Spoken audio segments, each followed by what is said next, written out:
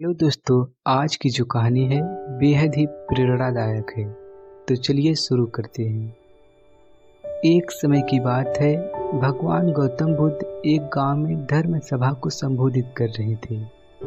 लोग अपनी विभिन्न परेशानियों को लेकर उनके पास जाते और उसका हल लेकर खुशी खुशी वहां से लौटते थे। उसी गांव के सड़क के किनारे एक गरीब व्यक्ति बैठा रहता था तथा महात्मा बुद्ध के उपदेश शिविर में आने जाने वाले लोगों को बड़े ध्यान से देखता था। उसे बड़ा आश्चर्य होता कि लोग अंदर तो बड़े दुखी चेहरे लेकर जाते हैं, लेकिन जब वापस आते हैं तो बड़े खुश और प्रसन्न दिखाई देते हैं। उस गरीब को लगा कि क्यों न वो भी अपनी समस्याओं को भगवान के समक्ष रखे। मन में यह विचार लिए वह भी महात्मा बुद्ध के पास पहुंचा। लोग लाइन में खड़े होकर अपनी समस्याओं को बता रहे थे और जब उसकी बारी आई तो उसने सबसे पहले महात्मा बुद्ध को प्रणाम किया और फिर कहा, भगवान, इस गांव में लगभग सभी लोग खुश और समृद्ध हैं, फिर मैं ही क्यों गरीब हूँ।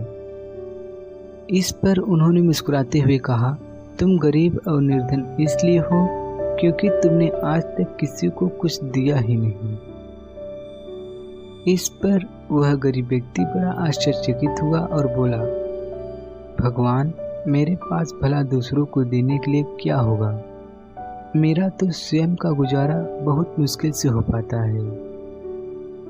लोगों से भीख मांगकर अपना पेट भरता हूँ। भगवान बुद्ध कुछ देर शांत रहे, फिर बोले, तुम बड़े अज्ञानी हो। औरों के साथ बांटने के लिए ईश्वर ने तुम्हें बहुत कुछ दिया है। मुस्कुराहट दी है जिससे तुम लोगों में आशा का संचार कर सकते हो। मुख दिया है ताकि लोगों से दो मीठे शब्द बोल सकते हो, उनकी प्रशंसा कर सकते हो। दो हाथ दिए हैं, लोगों की मदद कर सकते हो।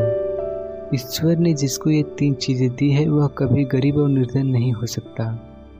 निर्धनता का विचार आदमी के मन में होता है, यह तो एक भ्रम है, इसे निकाल दो। कभी भी मन में निर्धनता का भाव उत्पन्न न होने दो। गरीबी अपने आप दूर हो जाएगी। भगवान बुद्ध का संदेश सुनकर उस आदमी का चेहरा चमक उठा और इसने इस उपदेश को अपने जीवन में उतारा, जिससे वह फिर कभी दुखी नहीं हुआ।